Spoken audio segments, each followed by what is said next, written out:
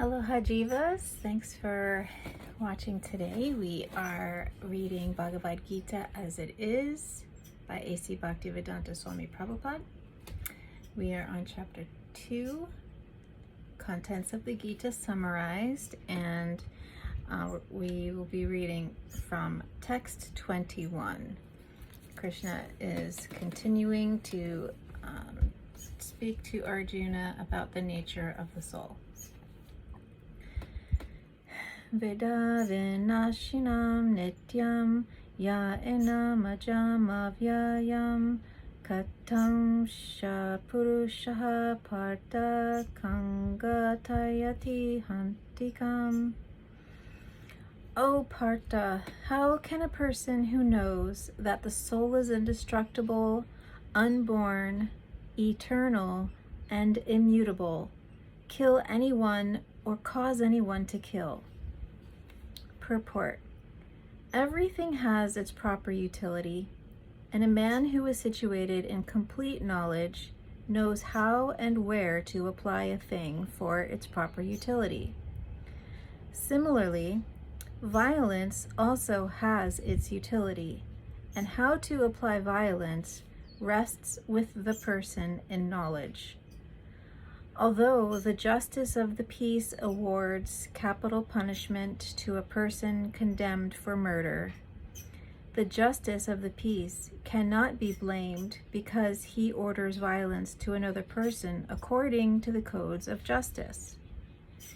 In Manu Samhita, the law book for mankind, it is supported that a murderer should be condemned to death so that in his next life he will not have to suffer for the great sin he has committed. Therefore, the king's punishment of hanging a murderer is actually beneficial.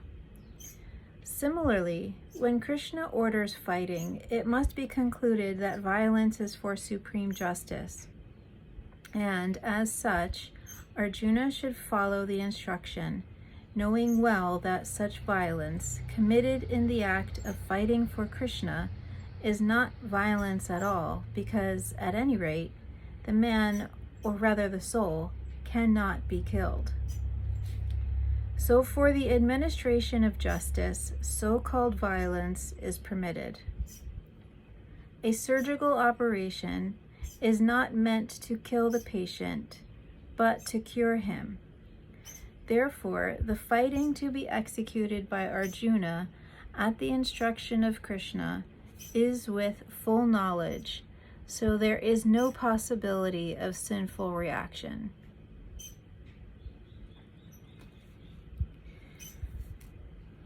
So, as it explains that violence has its place, it also explains that one needs to be in full knowledge in order to escape the possibility of karmic reaction. As conditioned souls, we are not in full knowledge, but with the desire to be and the disciplined practice towards the purification of our conditioned nature, then, we may attain that full, pure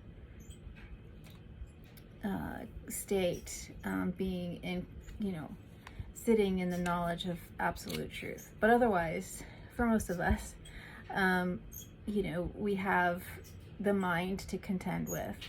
And so, just like Arjuna, we deliberate whether something is for the good or not. We may not know. And so we have authorities to confer with, or just trusting your intuition. You know, that intuition that you have is your soul self that speaks through you. It's really the best that we can do, in my opinion. Text 22. Vasamshi jirnani yata vihaya navani grihinati naropadani tata sharirani vihaya jirnani anyani samyati navani dehi. Translation.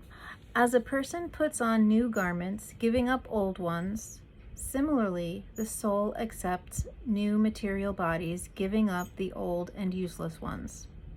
Purport. Change of body by the atomic individual soul is an accepted fact. Even some of the modern scientists who do not believe in the existence of the soul, but at the same time cannot explain the source of energy from the heart, have to accept continuous changes of body, which appear from childhood to boyhood and from boyhood to youth, and again from youth to old age. From old age, the change is transferred to another body. This has already been explained in the previous verse. Transference of the atomic individual soul to another body is made possible by the grace of the supersoul. The supersoul being the Paramatma, or that extension spark of God that resides next to you and is connected to your soul. The super soul fulfills the desire of the atomic soul as one friend fulfills the desire of another. The Vedas, like the Mundaka Upanishad as well as the Svetasvatara Upanishad, compare the soul and the super soul to two friendly birds sitting on the same tree. One of the birds, the individual atomic soul, is eating the fruit of the tree, and the other bird, Krishna, is simply watching his friend.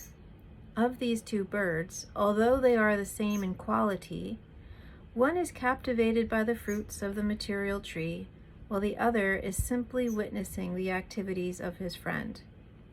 Krishna is the witnessing bird, and Arjuna is the eating bird.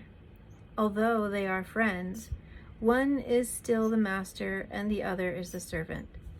Forgetfulness of this relationship by the atomic soul is the cause of one's changing his position from one tree to another, or from one body to another. The jiva soul is struggling very hard on the tree of the material body, but as soon as he agrees to accept the other bird as the supreme spiritual master, as Arjuna agreed to do by voluntary surrender unto Krishna for instruction, the subordinate bird immediately becomes free from all lamentations. Both the Katha Upanishad and Svetasvatara Upanishad confirms this. Samane vrikshe purusho nimagno nishayas shochati muhyamanaha justam yada pasyati anya mishamasya mahimana miti vitashokaha, which is translated as, although the two birds are in the same tree, the eating bird is fully engrossed with anxiety and moroseness as the enjoyer of the fruits of the tree. But if in some way or other he turns his face to his friend who is the Lord and knows his glories, at once the suffering bird becomes free from all anxieties. Unquote. Arjuna has now turned his face towards his eternal friend Krishna and is understanding the Bhagavad Gita from him. And thus, hearing from Krishna, he can understand the supreme glories of the Lord and be free from lamentation. Arjuna is advised herewith by the Lord not to lament for the bodily change of his old grandfather and his teacher. He should rather be happy to kill their bodies in the righteous fight, so that they may be cleansed at once of all reactions from various bodily activities.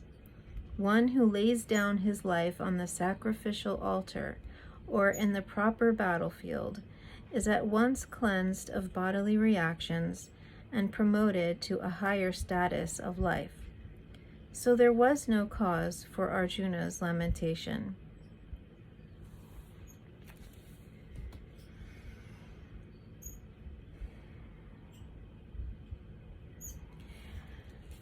One of the things that really drew me to Krishna consciousness was these very specific explanations,